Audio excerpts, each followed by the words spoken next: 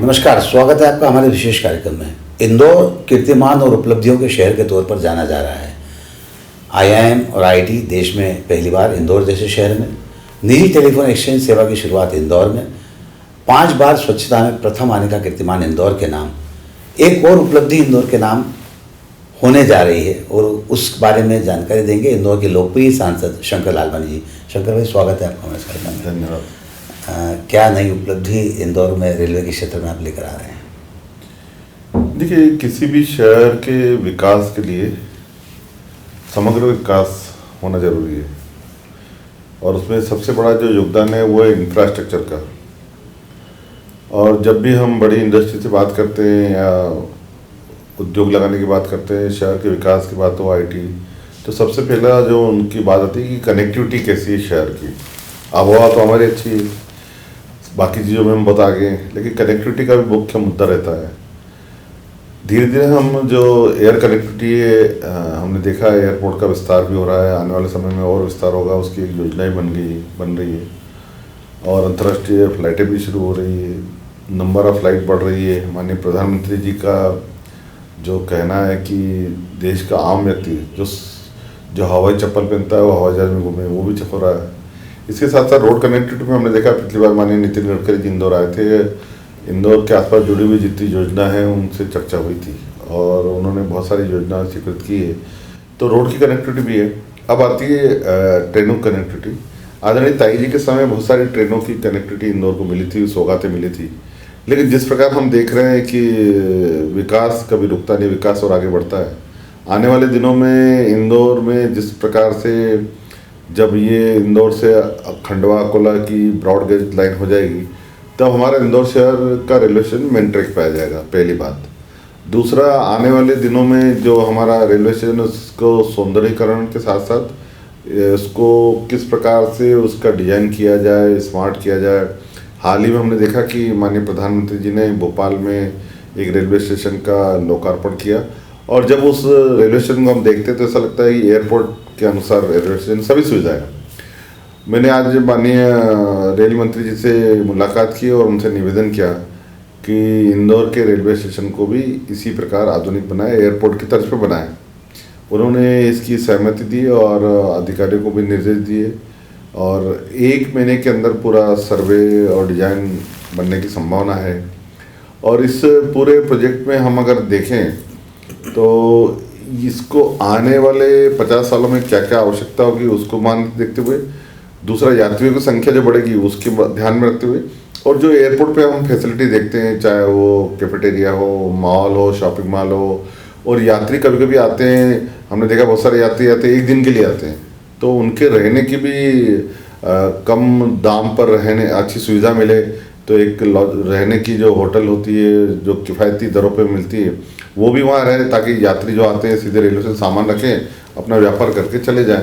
तो ये सब एक समग्र विकास जो है एक ही रेलवे स्टेशन पर हो, तो उसके लिए मैंने निवेदन किया। और उसके साथ साथ हमने ये कहा कि हमारा जो सरवटे बस स्टैंड है जो नया बना है, नगर निगम ने बनाया, उसकी कनेक्टिविटी वहाँ से लगी हुई है, उसको इसमें जोड़ना।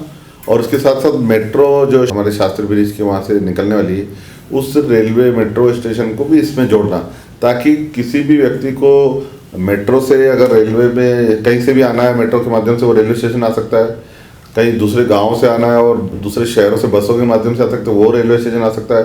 किसी को बस से या दूसरे स्थान से अगर एयरपोर्ट जाना है तो भी वो यहाँ से जा सकता है। तो एक सबकी आपस में कनेक्टिविटी हो, उसको ध्यान में रख के एक ऐसा इस प्रकार का प्रोजेक्ट बना रहे हैं ताकि सब सुविधा एक स्थान पर हो।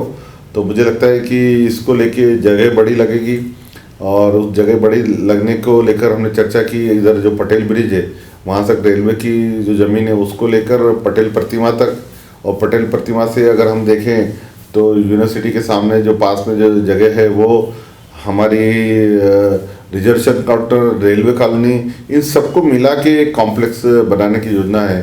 मुझे लगता है ये जब योजना बन जाएगी तो एक इस क्षेत्र के लिए बहुत ही क्रांतिकारी कदम होगा। जब आप रेल मंत्री से मिले तो आपके जहन में एक खाका पहले से तैयार था कि मुझे इंदौर शहर के रेलवे स्टेशन के विकास को लेकर इस तरह से प्लान करना है? देखिए, पहले जो शुरू में जब मैं नया सांसद बना था उस समय हम रेलवे के प्लेटफॉर्म को किस प्रकार और बेहतर सुविधा दे सकते हैं और आसपास क्या और प्लेटफॉर्म कैसे डेवलप करते हैं उसके ऊपर था। लेकिन जो माननीय प्रधानमंत्री जी का विजन है, और हमने देखा माननीय प्रधानमंत्री जी का जो विजन था उसके अनुरूप भोपाल का जो अभिगम रेलवे स्टेशन है वो बना। तब से जब से वो मैंने रेलवे स्टेशन देखा है और माननीय प्रधानमंत्री जी ने शुभारंभ किया है, तब से मेरे ध्यान में था कि इंदौर को भी ऐसी सौगात मिलनी चाहिए। और मैं माननीय प्रधानमंत्री जी को धन्यवाद देना चाहता हूँ कि उन्होंने ऐसी परिकल्पना करी कि इंदौर देश के ऐसे प्रमुख रेलवे स्टेशन को ऐसा बनाया जाए। माननीय हमारे नए रेल मंत्री जी हैं, उन्होंने उसको साकार करने में लगातार दिन रात लगे हुए हैं और उसी का परिणाम है कि हमारे इंदौर के रेलवे स्टेशन को भी इसमें लिया जा रहा है। कितने का ये प्रकल्प है, कितने रुपयों की इसकी लागत आनी है? देखिए, अभी लागत का तो अभी कहना एकदम जल्दबाजी होगा, क्योंकि अभी प्रोजेक्ट प्रोसेस में जब प्रोजेक्ट बन के तैयार हो जाएगा, फाइनल डिजाइन तैयार हो जाएगी, उसके बाद लागत बनेगी। पर लागत का कोई विषय नहीं है, जो भी अच्छे से अच्छा होगा वो सरकार करने के लिए तैयार है। आपकी ये सोच कि इंदौर पर जो एयरपोर्ट पर आएगा उसको रेलवे स्टेशन से कनेक्ट करना, बस स्टैंड पर जो आएगा उसको रेलवे स्टेशन से कनेक्ट करना, और जो आदमी एक दिन के लिए इंदौर में आ रहा है उसको रहने के लिए भी जगह मुहैया करवाना, निश्चित तौर पर सराहनीय कदम है। आने वाले समय में जैसा आपने कहा कि क्या दाहोद रेल लाइन का भी कोई प्लान है? जी, दाहोद के लिए जो बीच में हमने देखा था काम प्रारंभ हुआ था, लेकिन किसी कारणवश बंद हो गया था। लेकिन अभी माननीय रेल मंत्री जी ने उसकी स्वीकृति दी है काम चालू करने की, उसका पत्र भी आ गया है। मैं माननीय प्रधानमंत्री जी को धन्यवाद देना चाहता हूँ, माननीय रेल मंत्री जी को, कि उन्होंने इस काम की स्वीकृति दी, चालू हो रहा है। अगर जब ये लाइन जुड़ जाएगी तो इंदौर, धार, झाबुआ, पीथमपुर से होते हुए धार, झाबुआ और दाहोद तक जुड़ जाएंगे, एक अच्छा कनेक्शन मिल जाएगा।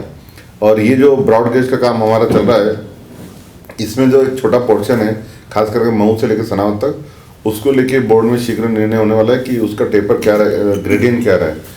क्योंकि सबसे बड़ी समस्या रही कि वहाँ जिस प्रकार की गुफाएं बनाना है या फिर कैसे चलाना है, क्योंकि अगर पहले के ज़माने में 2-2 इंजन लगा के चलते थे, अब वो समय चले गया कि 2-2 इंजन लगाना, क्योंकि 2-2 इंजन लगाने में समय भी जाता है, ईंधन भी जाता है, और जब मेन ट्रैक पे आ जाएगा तो उस समय ट्रैक खाली भी रखना चाहिए। तो जो ग्रेडियंट है अब वो इस प्रकार से रखा जा रहा है कि यात्री गाड़ी तो चली जाती है लेकिन माल गाड़ी रुके नहीं, इसलिए वो ग्रेडियंट को लेकर कम ग्रेडियंट होना चाहिए। तो अगर कम ग्रेडियंट होगा, चाड़ी जिसको बोलते हैं, तो उसकी लंबाई थोड़ी बढ़ाना पड़ेगी। तो उसको लेके सर्वे साइड पे शुरू हो गया है। मुझे लगता है जैसे सर्वे सबमिट हो जाएगा, हमारा आगे का कदम जो रहेगा उसको निर्माण कार्य का वो भी होगा। दो जो रेल लाइन है, चाहे दाहोद की हो चाहे ये मऊ से आगे मनमाड़ वाली लाइन है, इन दोनों पर लगता है आने वाले 2-3 सालों में कुछ कोई एक ट्रैक चालू हो पाएगा? देखिए, मुझे लगता है दाहोद वाला संभावना जल्दी लग रही है, क्योंकि उसमें तो काम चल ही रहा है और आगे बढ़ ही रहा है, और हम टी तक आ भी गए, पीथमपुर के आगे टी है, वहाँ तक आगे, वहाँ से हमको जाना है, और उधर से भी दाहोद से भी आगे बढ़ चुके हैं। तो बीच का पोर्शन है वो मुझे लगता है कि जल्दी उसको आने वाले समय में पूरा करेंगे। प्राथमिकता ये भी हमारी है जो इंदौर खंडवा अकोला वाली, मुझे लगता है उधर से मैं जब अभी हाल ही में खंडवा और बरहानपुर में था, उधर से काम तेजी से चल रहा है। इधर का काम जो है मऊ तक हो गया है, मऊ के आगे भी हो गया। ये जो मऊ सनावद वाला जो सेक्शन है, इसी में ही थोड़ी समय लग रहा है, बाकी पूरा तेजी से काम चल रहा है। इंदौर रेलवे स्टेशन पर इस समय धीरे धीरे सुधार काफ़ी हो रहा है, 6 नंबर प्लेटफॉर्म नया बना दिया गया है। इस तरह का जो विस्तार होगा, क्या लगता है यहाँ पर सिर्फ रेलवे की ज़मीन ही होगी या निजी ज़मीन भी अधिग्रहण करने की संभावना बनती है? नहीं, मुझे लगता है कि रेलवे के पास अपनी ज़मीन बहुत है। चाहे वो हम देखें पटेल प्रतिमा से लेके यहाँ छोटी कॉलोनी जो थाना है, जो ब्रिज के पटेल ब्रिज तक लगता है, और रेलवे स्टेशन, ये जो सड़क है बीच की, वैसे मूलतः ये भी रेलवे की प्रॉपर्टी में आती है, लेकिन हम इस सड़क को बंद नहीं करेंगे, ये सड़क को वैसे ही रखेंगे। इसमें ट्रैफिक का आना जाना लगा रहेगा, ऊपर से ब्रिज रहेगा, नीचे से रहेगा। जिस प्रकार हमने देखा कि बड़े शहरों में एयरपोर्ट के वो रहते हैं कि ऊपर से भी लोग जा सकते हैं, नीचे भी, और नीचे सड़क रहती है, उसी प्रकार का तर्ज का बना था कि सड़क बंद भी नहीं हो और कनेक्टिविटी जो पूरा एरिया है, क्योंकि इसमें हमको बहुत सारा एरिया लगेगा, तो रेलवे के पास इतना एरिया है, उसमें वो जो भोपाल का है उससे बड़ा ही बनेगा, भोपाल का जो बना हुआ उससे बड़ा ही बनेगा, इतनी जगह है रेलवे पर। मैंने कहा ना कि कीर्तिमान शहर के नाम लगातार बनते आए हैं और बनने भी जा रहे हैं। यह सिर्फ एक आदमी का या एक नेतृत्व का नहीं है। सफलता अगर हमें सफाई और स्वच्छता में मिली है तो उसमें नेतृत्व के साथ साथ अधिकारियों के साथ साथ शहर की जनता का भी बड़ा योगदान है। कितने सहमत इस बात से? बिल्कुल, देखो कोई भी काम हो, बिना जनता की सहभागिता से संभव नहीं है। हमने इंदौर में जो भी काम किए हैं सबकी सहभागिता से संभव है। एक हमारा इकोसिस्टम अच्छा है कि हमारे प्रदेश का नेतृत्व, हमारे सभी राजनेता, हमारे सभी प्रशासनिक अधिकारी और सबसे ज़्यादा हमारी जनता जब वो साथ देती है तभी ये संभव हो पाता है। इंजीनियर होने का कितना फ़ायदा आपको इन सब चीज़ों में मिलता है? देखिए, निश्चित तौर पे कहीं ना कहीं फ़ायदा ये से रहता है कि जैसे मैं अधिकारियों के साथ बैठा, जो रेलवे के कंसल्टेंट हैं उनके साथ बैठा, तो कुछ जो तकनीकी बिंदु हैं उस पर जब डिस्कशन होता है तो उनको भी अच्छा लगता है, क्योंकि शहर का जब उस क्षेत्र का चप्पा चप्पा देखा हुआ है। और जब ये बात आ रही थी कि हमारी जो अप्रोच रेलवे स्टेशन को लेके वो कहाँ से होना चाहिए, तो मैंने उनको बताया कि यहाँ से भी हो सकता है, यहाँ से भी हो सकता है, यहाँ से भी हो सकता है। तो एक विजन जो शहर में पिछले 30 सालों से काम करने का जो मौका मिला, और उस मौके के साथ साथ तकनीकी रूप से जो एक इंजीनियर होने का जो फ़ायदा है, दोनों मिलाकर मुझे लगता है कहीं ना कहीं फ़ायदा ज़रूर मिलता है शहर को, और हमको भी समझने में अच्छा लगता है। और कोई कहीं भी तकनीकी बात आती है तो हम उसको बात कर पाते हैं शहर के हित में। एयर क्वालिटी इंडेक्स को लेकर भी आपने काम शुरू किया है, शहर में आबो हवा स्वच्छ हो, उस पर क्या आगे योजना है? देखिए, मैं दिल्ली में भी था, मैं कुछ वैज्ञानिकों के मिला हूँ, और ये बात सही है कि इंदौर में नहीं पूरे देश का मैंने 150 शहरों का डाटा देखा है, और दिल्ली में तो स्थिति चिंताजनक रहती है। माननीय सर्वोच्च न्यायालय हमेशा हर वर्ष कुछ न कुछ टिप्पणी करता है कि इसको ठीक करना है, और वहाँ कदम भी उठा रही है सरकार, केंद्र सरकार भी उठा रही है, राज्य सरकार अपने स्तर पर उठा रही है। लेकिन जिस प्रकार हमारे इंदौर में कदम उठाना है, आने वाले समय में हमें दिल्ली नहीं बनना है। और हमने देखा कि दिल्ली में मास्क तो कोरोना का नाम लगा रहे हैं, लेकिन कुछ साल पूर्व मैंने देखा कि दिल्ली के लोग खास करके कुछ महीनों में मास्क लगा के घूमते थे। तो ये स्थिति हमारे इंदौर में न बने, उसके लिए एयर क्वालिटी इंडेक्स बहुत ज़रूरी है। स्वच्छता का तो एक मापदंड है ही सही, लेकिन उससे ज़्यादा ज़रूरी है कि लोगों के स्वास्थ्य के बारे में, क्योंकि इसमें बहुत सारी, मैं एम्स के डॉक्टरों से मिला था, वहाँ अलग अलग अभी दिल्ली में एक रिसर्च चल रही है कि इससे पोल्यूशन से जिस प्रकार की बीमारियाँ होती है उससे हम कैसे लड़ें। उसके लिए सरकार ने मेडिकली फैसिलिटी देना शुरू की है। तो ये सब चीज़ें इंदौर में नहीं हो, तो मुझे लगता है ये सबका साथ इसमें ज़रूर लगेगा। एयर क्वालिटी इंडेक्स में स्वच्छता का तो है ही सही, लेकिन शहर को प्रदूषण से मुक्त करना है तो बहुत सारी चीज़ों पे हमें साथ में काम करना पड़ेगा। पर मैं फिर ये कहता हूँ, इसमें जनता का सहयोग बहुत ज़रूरी है और अपेक्षित भी है। ग्रीन एनर्जी ई व्हीकल कितने उपयोगी हैं और उस पर कितना काम कर रहे हैं? देखिए, आने वाले समय में हम देखें तो इसके ऊपर बहुत तेज़ी से काम केंद्र सरकार कर रही है माननीय नरेंद्र मोदी जी के नेतृत्व में। और देखा हमने माननीय नरेंद्र मोदी जी जब एक कॉन्फ्रेंस में गए थे, दुनिया भर के देश के प्रमुख लोग इकट्ठे हुए थे, उन्होंने एक शब्द बोला था कि पूरी दुनिया एक हमारा परिवार है। हमको उस प्रकार से ग्लोबली सोचना चाहिए और सबको अपना अपना इसमें काम करना चाहिए। आने वाला समय जो हम बोलते हैं ग्लोबल वार्मिंग को देकर या पर्यावरण को लेकर जिस प्रकार की चिंता की जा रही है, तो आने वाले दिनों में ये जो पेट्रोल डीजल है इसको हम कैसे कम से कम जलाएं, हम इलेक्ट्रिक वाहनों पे कैसे जाएं, सीएनजी पर कैसे जाएं, और इलेक्ट्रिक का जो उत्पादन है वो कोयले के बजाय हम दूसरे सोर्सेज पे कैसे कर सकते हैं। हमने देखा कि हम सौर ऊर्जा के माध्यम से और पवन चक्की के माध्यम से, ये अलग अलग तरीक़ों से जो पारंपरिक तरीके हैं उनसे बिजली उत्पादन करने को तेज़ी से आगे बढ़ रहे हैं। तो कहीं ना कहीं ये जो बात है ग्रीन रिवॉल्यूशन की, इसमें हम सबको ध्यान देना पड़ेगा। और आने वाले 2035 में धीरे धीरे डीजल और पेट्रोल की गाड़ियां बंद होने की संभावना है, जो मुझे ऐसा लग रहा है वातावरण कि इसमें धीरे धीरे प्रोडक्शन कम होगा और बैटरी और इलेक्ट्रिक और सीएनजी इस पर ज़्यादा प्रभाव रहेगा। प्रधानमंत्री नरेंद्र मोदी जी से आपकी हाल ही में मुलाकात हुई थी, और उस मुलाकात के दौरान चर्चा के बिंदु क्या थे और उनका रुख क्या था?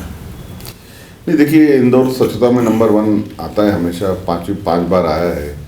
और इस बार हम जो गीले कचरे से जो सीएनजी बना रहे हैं वो लगभग 500 टन गीले कचरे से सीएनजी बन रहा है, और ये एक बहुत बड़ा प्लांट, देश का सबसे बड़ा प्लांट यहाँ लगा है।